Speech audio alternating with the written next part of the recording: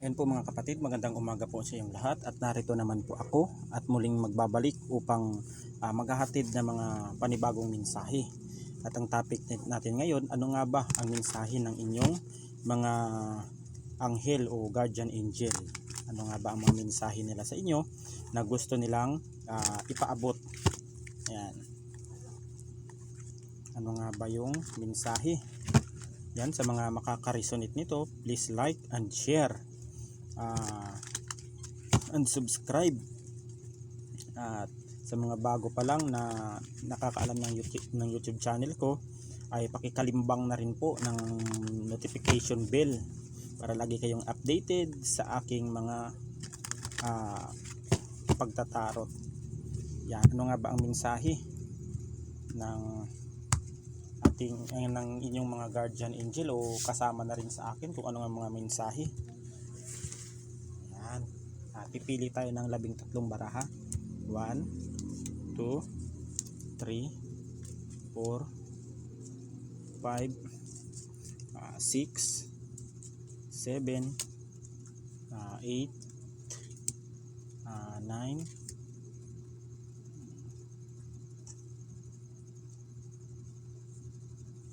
10, 11, 12, 13. Ano nga ba ang mga mensahe?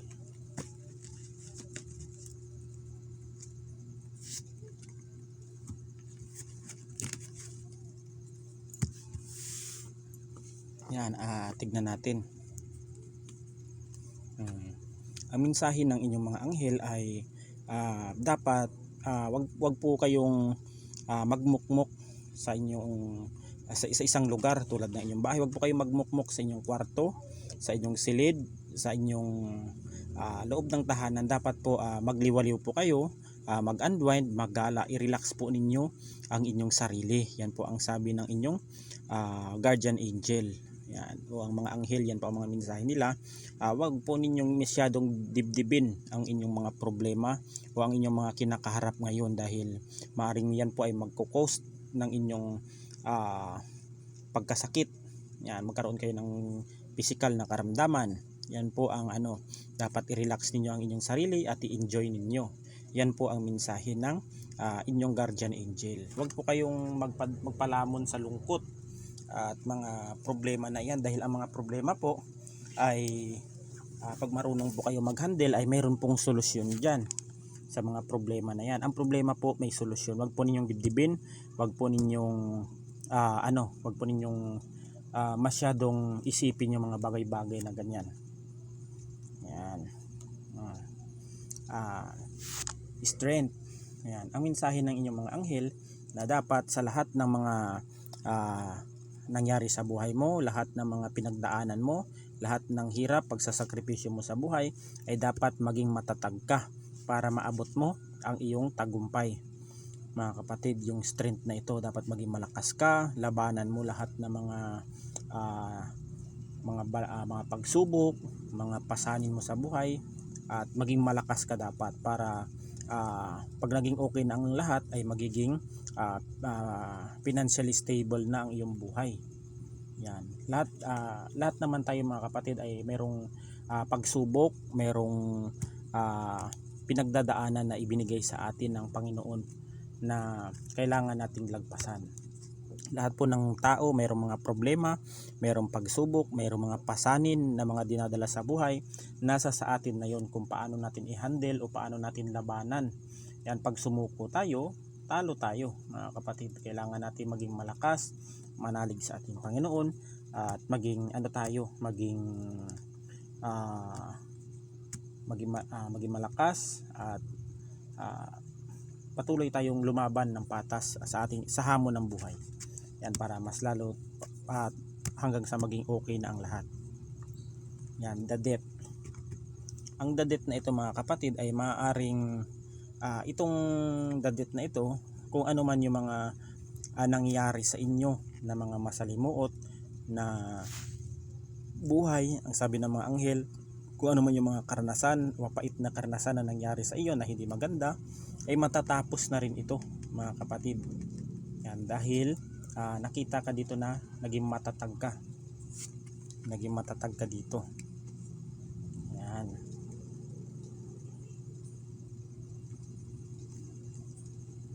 Naging malakas at matatag. Ayan. Ang mensahe ng inyong anghel, Queen of Pentacles, maaaring ikaw dito mga kapatid ay sa pag ano mo sa maling mayroong mga feminine dito na nagsumikap sa buhay. Marami akong nakikita dito na dating dumaan sa hirap na ngayon ay nagkaroon na ng nakaahon na sa buhay at merong financially na meron na ring mga naipon, may mga naipundar na rin. Ang mensahe ng inyong anghel ay wag po ninyong gastusin na sa mga walang kwentang bagay ang inyong mga naipon. Wag ninyong lustayin, wag po ninyong gamitin yung inyong mga pera o mga naipon o mga naipundar ninyo sa mga walang kwentang bagay, dahil yung mga pinanghahawakan ninyong ito pag hindi niyo ginamit sa tama ay maaaring mawala ito. Yan ang mensahe ng inyong anghel. Kaya dapat ninyong alagaan, mahalin, pahalagahan ninyo ang regalo na ibinigay ng ating universe o ng ating ama. Kaya kung ano man ang meron kayo ngayon, magpasalamat kayo. Kung sobra-sobra na yung mga biyaya na nare-receive ninyo ay ano po kayo, tumulong din po kayo sa mga taong kapos sa mga kapos, sa mga nangangailangan din, para mas lalo po kayong pagpapalain. Totoo po yan mga kapatid. Kung ano po ang tinulong mo sa kapwa mo, yan ay sobra pa ang balik sa iyo, doble-doble pa ang blessing na dadating sa inyo. Yan. The Chariot. Yan, ikaw dito mga kapatid, ang mensahe ng iyong mga anghel ay dapat ikaw dito ay maging matatag, maging malakas, at maging maayos ang iyong pamumuhay. Ayusin mo, wag ninyong haluan ng mga kung ano-anong mga pangit na mga trabaho. Yan, para mas lalo kayong pagpapalain. Wag kayong gumawa ng masama, wag ninyong gamitin yung inyong kakayahan o ang inyong mga pinag-aralan o inyong kapangyarihan dito sa masama o sa panglalamang. Yan, dahil maaring hindi man nakikita ng mga tao yung mga pinagagawa ninyong hindi mabuti. Nakikita po yan ng ating Panginoon kung mabuti ang iyong ginawa o hindi. Yan, kaya maging malakas, maging malakas ka at stay humble ka dapat. Yan. Ito ay natin ito.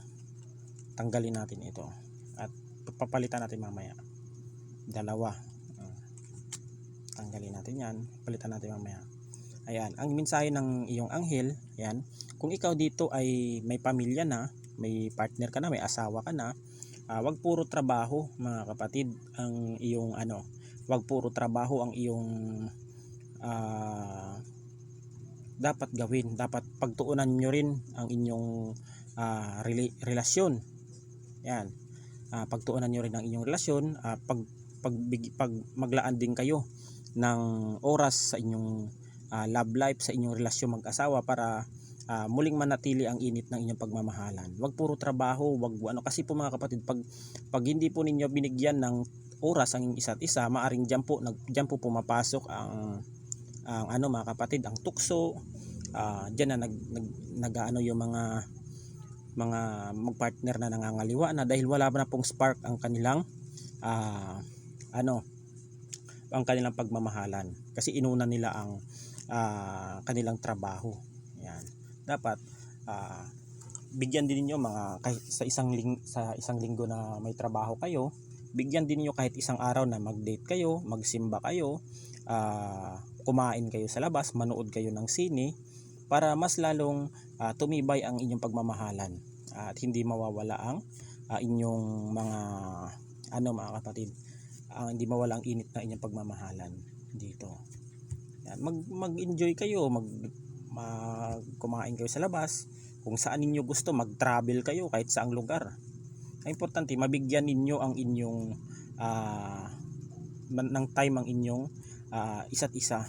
Yan. O kung kayo man ay may pamilya kayo, magbanding kayo, manood kayo ng sine. Kasi mga kapatid, hindi habang buhay nagkakasama ang magpapamilya. O, tulad yung may mga anak na, pag lumaki na yung mga anak na yan, ay hindi po habang buhay yan nasa inyong tabi yan. Kasi mag-aasawa yan, magbubukod yan ang kanilang bahay, magbubukod yan, hihiwalay yan sa inyo. Hindi naman pwedeng dyan yan sa inyo titira, may sarili silang mabubuo yan ng pamilya. Kaya nga habang maliit pa yung mga yan, pagtuunan ninyo ng pansin, ipakita ninyo ang pagmamahal sa inyong mga anak, sa inyong mga mahal sa buhay, mga kapatid. Yan dapat, hindi yung papairalin ang pagtrabaho, pera lang ang pera, hindi mga kapatid. Kasi pag binugbog ninyo ang inyong katawan sa pagtatrabaho, tapos ang inyong katawan ay nagkasakit, hindi ninyo nabigyan ng time ang inyong sarili, ang inyong katawan na yan na may pahinga man lang, pag kayo ay nagkasakit, guho lahat ang inyong pangarap at inyong pinaghirapan. Dahil mga kapatid, ang ating katawan, yan ang ating puhunan. Pag yan ay nagkasakit, parang negosyo din yan. Malulugi at malulugi ka. Hanggang sa magkabaon-baon ka. Yan. Ang katawan kasi natin ay parang isang kayamanan yan. Parang isang kayamanan yan. Yan po ang nagbibuild ng ating success, ang ating katawan. Pag yan ay inabuso natin, maaring magkasakit ka, maaring malululong ka sa mga hindi magandang gawain, maaring mapariwara ka. Nasa sa tao naman yun mga kapatid kung paano nila i-handle ang kanilang katawan. Yan, sa pag-aalaga naman ng tao niyan mga kapatid. Yan lang masasabi ko sa inyo, bigyan niyo ng time, i-relax niyo ang inyong sarili, mag-celebrate din kayo. Bigyan din niyo ng time ang inyong pamilya, mga kapatid. Yan lang yung gusto ko. Yan din ang gusto ng mga anghel ninyo. Yan. Kasi yung iba din, minsan wala ding time ang nanay, wala ding time ang tatay dahil sa busy ang trabaho. Yung mga anak po ay gusto rin naman nila na makasama kayo. Yan. Kasi may di natin masisisi but may mga anak na lumayo ang loob nila sa kanilang magulang dahil may mga magulang na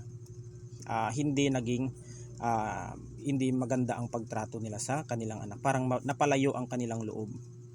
Kaya dapat kahit papano ay kumustahin nyo naman yung mga anak ninyo, mga pamilya ninyo. Kamusta kayo dyan? Okay lang ba kayo? Ganto ganyan. Hindi yung yung mga kapatid, yung ituunin nyo ang inyong sarili sa trabaho. Yan. Yan ang masasabi ko. Yakat yan ang mga mensahe ng inyong mga anghel. Yan. May mga tao dito na nakikita ako na mga nanonood sa akin na sobrang bait. May mga mababait, mahabagin ang loob, at saka mapagkawang gawa, mga kapatid. May mga tao dito na tumutulong din, may mga mayayaman din dito na nanonood, lalong-lalo na yung mga OFW na tumutulong din sa mga mahihirap. Yan, na hindi sila nakakalimot sa kanilang sa kanilang pinanggalingan. Yan, may mga ibang tao kasi nakaangat-angat lang ng konti, akala mo kung sino na, ang taas na ng tingin sa sarili, wala pang napatunayan, akala mo kung sino na. Yan, kaya dito proud na proud ako sa mga OFW na nakikita ko patuloy na tumutulong at nagkakawang gawa sa mga taong mahihirap. Yan, mga kapatid, ayun, daming blessing pinamimigay niya lang. May meron ditong namimigay sa mga simbahan, namimigay sa mga kalye, namimigay sa mga taong humihingi ng tulong sa kanila.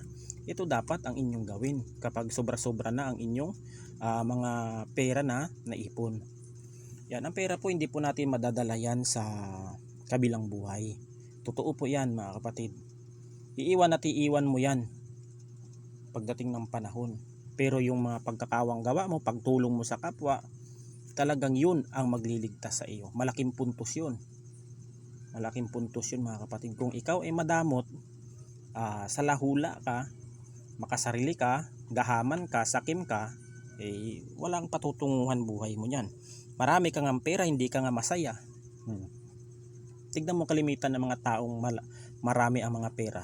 Di masaya yan sa buhay mga kapatid. Marami akong nakikitang ganun. Sila nag-aaway-away. Hindi sila nagkakasundo. May mga taong ganun mga kapatid.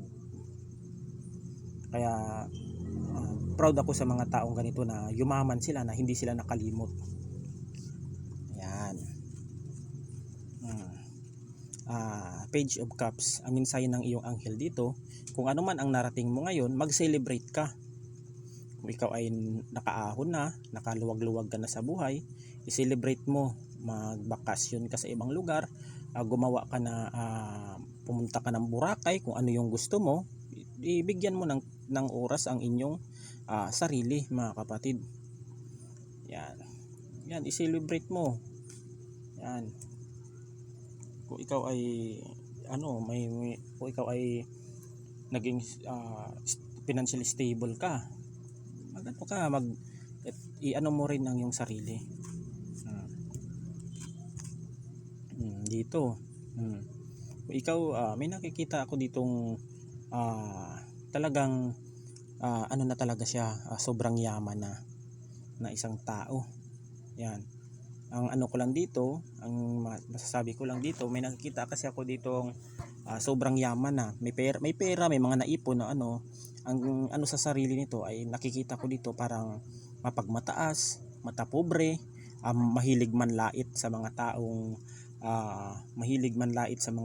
dukha, ganito ganyan.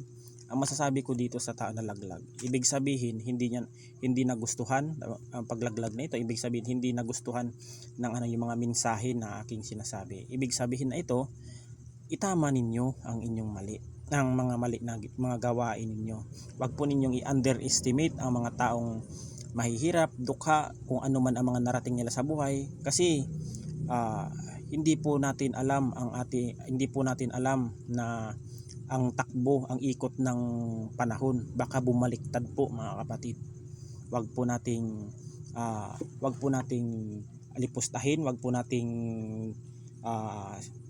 maliitin ang mga taong mahirap dahil dahil baka baka bumaliktad ang mundo. Merong nangyari diyan mga kapatid, sobrang yaman ng tao, parang sobrang milyonaryo yung tao na napanood ko yun sa isang sa video. Nung time na yun, humingi ng tulong yung matanda sa kanya na makiinom ng tubig, hindi niya binigyan mga kapatid, kasi sobrang yaman ng babae na yun, kasi napakaraming pera, milyonaryo. Nung humingi ng tubig yung matanda na yun, hindi niya binigyan mga kapatid. Inabot niya yung tubig pero hindi niya binigay. Ibinuhos niya sa harapan ng matanda, sabay tinawanan niya. Nung mga nakailang araw, napanood ko yun sa YouTube, namatay yung matanda. Tapos yung matanda na yun nakabitaw siguro nakabitaw ng masakit na salita na siya ay magkakasakit na malubha na hindi kayang lunasan ng doktor. Nung time na namatay yung matanda na yon, mga nakaraan na mga ilang buwan yon mga kapatid, ay nagkasakit ng malubha yung babae. Sobrang yaman, napakaraming pera, hanggang sa naubos ang pera ng babae sa kakapagamot na hindi kayang lunasan, hanggang sa namatay ang babae. Mga kapatid, pag tayo kasi dinapuan ng sakit na hindi kayang lunasan, kahit doktor, kahit manggagamot, ay wala po tayong magagawa. Ang kamatayan po ay hindi po natin matatakasan yan. Pag oras mo na, wala tayong magagawa. Pag tayo tumapat sa ng kamatayan, kahit maghukay ka pa dyan, kahit magtago ka pa sa makapal na bakod na hindi kayang basagin ni numan, pag ikaw ay sinundo ng kamatayan at pag oras mo na, wala tayong magagawa. Yan ang ang lesson learn natin dito. Pagbaguhin natin ang ating ugali. Yan. Kasi hindi natin alam yung mga pinadala o mga humihingi sa inyo, Di natin alam yan yung pala yung mga pinadala ng Panginoon upang subukin ang inyong subukin ang inyong pananampalataya o pananalig. Minsan kasi mga kapatid, tinitest din tayo ng Panginoon. Yan, maraming nangyari diyan. Pinapadala sa mga matatanda, sa mga pulubi, sa mga kung ano-anong mga bagay. Maraming nangyari diyan, mga kapatid. Yan ang katotohanan. Kaya baguhin ninyo. Ang yaman po mga kapatid, hindi po natin maano yan. Kahit kaya pa ninyo bilhin ang buhay ng tao, wala po kayong karapatan bilhin ang buhay niyan. Wala po kayong karapatan na patayin yan, dahil Diyos lang po ang pwedeng pumatay diyan. Diyos lang po ang pwedeng bumawi niyan. Diyos ang bumubuhay, Diyos ang pumapatay. So wala kayong karapatang patayin ng isang tao na walang pahintulot. Bakit? Diyos ba kayo? Na papatayin ninyo yan, pagpaplanuhan ninyo yung taong ganyan na wala namang atraso sa inyo. Kalimitan kasi ng mga tao sa panahon ngayon nabulag sa makamundong bagay. Hindi nila alam, pagdating ng panahon, doon sila uusigin. Titimbangin din kayo. Ayan, kita mo yan, ganyan. Timbangan. Kung tayo dito ay may batas, ganun din sa espiritual. Darating din ng araw, titimbangin din tayo. Yan ang katotohanan dyan. Yan. Ang mga batas po mga kapatid, ang batas habang tayo nabubuhay, kung tayo ay nagkakasala, ay naandyan yan, may record tayo yan. Pero ang dapat ninyong katakutan, ang batas sa spiritual. Pag tayo ay namatay, doon tayo titimbangin, haharap tayo sa ating Panginoon upang uusigin yan. Yan, uusigin niya kung ano yung kasalanan mo dito, kung ano yung ginawa mo dito mabuti, o kung ano man ang ginawa ninyong masama. Kung medyo hindi mabigat ang inyong ang inyong pagkakasala, tatlo kasi yan mga kapatid. Langit, impyerno at purgatorio. Ang purgatorio niyan mga kapatid, kumbaga ang purgatorio niyan, yan ang hukom. Nililitis tayo diyan kung gaano kabigat ang ating kasalanan. Kung tayo ay maaprubahan na tayo ay walang sala, makakalipat kayo sa langit. Kung tayo ay aprubahan ng may sala kayo, ibabagsak kayo sa impyerno. Yan. Kaya may timbangan mga kapatid. Kung tayo ay may timbangan na dito sa ibabaw ng lupa, kung tayo may mga batas, may mga abogado, ganun din sa spiritual. Yan. Pag tayo ay namatay, titimbangin din tayo. May mga listahan yan mga kapatid. Kung ano yung mga nagawa mo mabuti o nagawa mong masama. Doon. Ganun. Dapat naunawaan ko mga kapatid. Kasi ako dati ay sanggano din ako dati. Binago ako nung simula nang naging manggagamot ako, lahat iniwasan ko. Kahit mabarkada na ngayon ay hindi na ako nagbabarkada. Diyan focus ako sa pagtatarot sa mga client ko, sa mga pasyente ko. Kahit di na ako magtrabaho. Kahit di na ako mag-construction, di na ako kung ano diyan ay kumikita din naman ako kahit sa ganitong paraan. Kahit nasa bahay lang ako online, ay kumikita din ako sa pagpapagawa ng pangontra. May mga nagpapagamot din at may mga naniniwala din sa akin. At may mga kumukuha din ng mga pangontra na alam nila na legit. Ay kumikita din ako mga kapatid. Nakakapag-ipon din ako, nabibili ko rin ang lahat ng gusto ko. At ang lahat ng mga nakakapag-provide na rin ako sa mga pamilya ko, at saka mga kapatid, tsaka may mga tao din dito na humihingi din ng tulong sa akin. Pag mayroon ako ay binibigyan ko rin, na parang binabudget ko rin mga kapatid. Kasi alam ko rin yung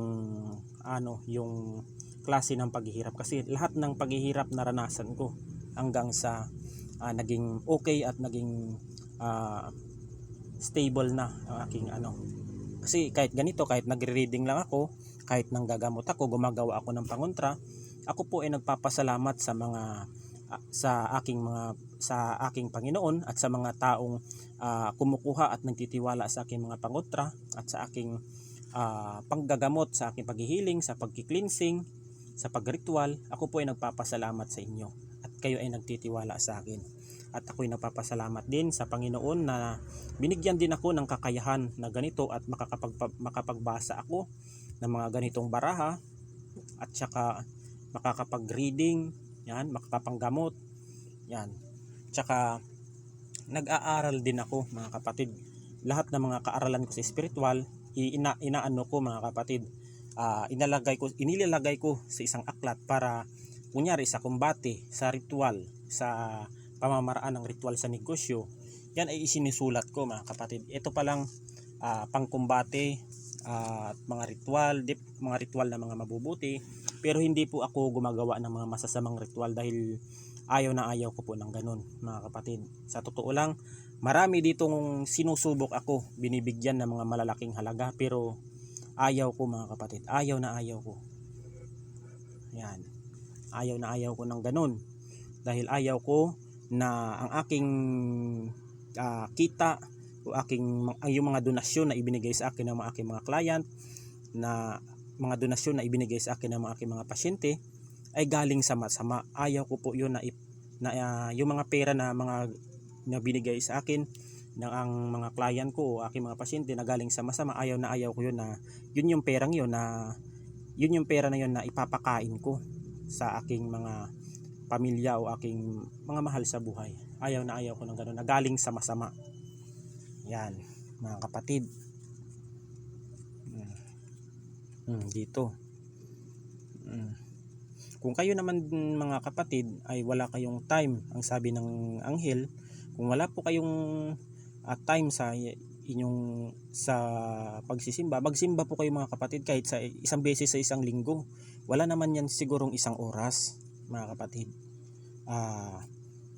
Magsimba po kayo. Isang beses lang naman po yan sa isang linggo. Kaya bigyan na rin po ng time ang ating Panginoon. Yan. Magpasalamat kayo.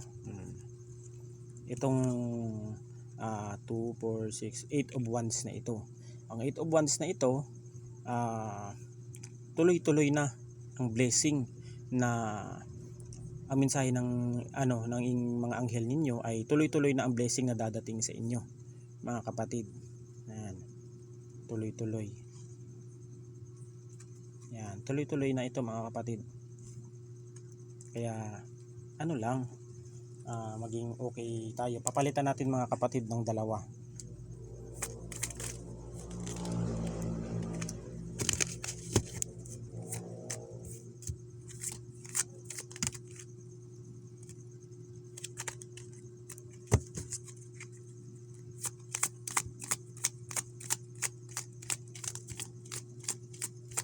Medyo malabo-labo na rin yung aking cellphone at nagrereklamo na yung iba na medyo na daw mga kapatid, medyo mahina na yung boses ng aking cellphone, at kung sakaling makaluwag-luwag man ako ay baka makapag-ipon-ipon ako at mapapalitan na rin tong aking cellphone dahil mahigit na 5 taon na itong cellphone na ito. 5 taon. Yan. Medyo may idara na rin. Kasi simula nung bago pa lang ako ng gamot nito ay nagkaroon ako ng cellphone at saka binili ko ito dahil sa panggagamot ko mga kapatid. Naipon ko yan dahil sa panggagamot ko. Kasi ako mga kapatid, masinop ako sa pera. Talagang kuripot ako pagdating sa kaperahan.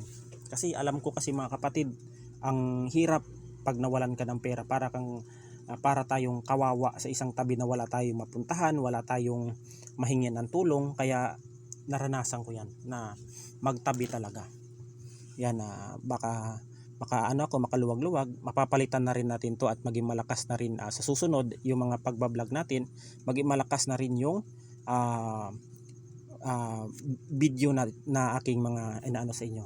Yan, pagpasensya na ninyo mga kapatid at medyo luma na rin kasi itong aking cellphone. Itong The Hermit. Ang The Hermit na ito ay kahit madilim man ang inyong tinatahak ngayon, wag po kayong sumuko hanggang sa marating ninyo ang liwanag at ang tagumpay. Yan ang mensahe ng inyong anghel. Wag po kayong mawalan ng pag-asa. Kasi may nakikita ako dito na nalulungkot, nawawalan ng pag-asa. Minsan umiiyak na lang sa isang tabi. Hayaan lang ninyo. Magpatuloy kayo mga kapatid. Itong the devil na ito, itong labanan ninyo mga kapatid, itong the devil na ito, ang mensahe ng inyong anghel, wag po kayong papalamon sa mga makabundong bagay. Ito yung sabi ng inyong mga anghel, wag po kayong magpapadala sa tukso, yan na makakasira sa inyong pamilya at sa inyong posisyon. Kasi pag kayo ay nagpadala sa tukso dito, ay maaring madadamay at masisira ang inyong propesyon, kung ano man ang inyong trabaho. Kailangan paglabanan ninyo ito dahil ang mga demonyo ay mapanlin lang, mga kapatid. Mapaglin lang ang mga demonyo. Ang mensahe ng mga anghel, kung ano man ang ano sa inyo, ang nangyayari sa inyo ngayon, ay darating ang araw ay magtatagumpay kayo. Yan, lahat makapundar kayo ng bahay, lupa, tahanan, masayang pamilya. Yan po ang mga mensahe ng inyong mga anghel. Huwag po kayong papadala sa tukso na masisira ang inyong pamilya.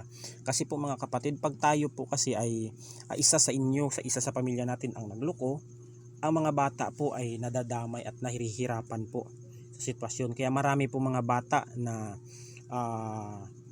nagre-rebelde.